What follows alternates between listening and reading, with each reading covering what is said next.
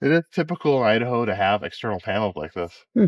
I don't like them. I don't know if they're still. Actually, I've seen new houses with them still today. So I don't think in Washington they allow that. But here in Idaho, it is a 200 amp service. How can you tell it's 200 amp?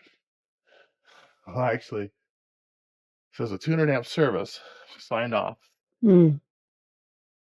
200 amp wires.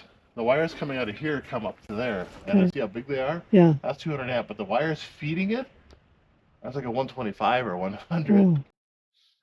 I'm not too worried about that. That's typical. We were responsible for all this. But what this wire here, that's a power company's Okay. wire.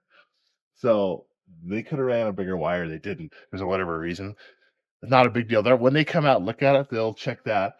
If it has to be changed, they'll have to change that. Okay. Because we have no Yeah. responsibility with that.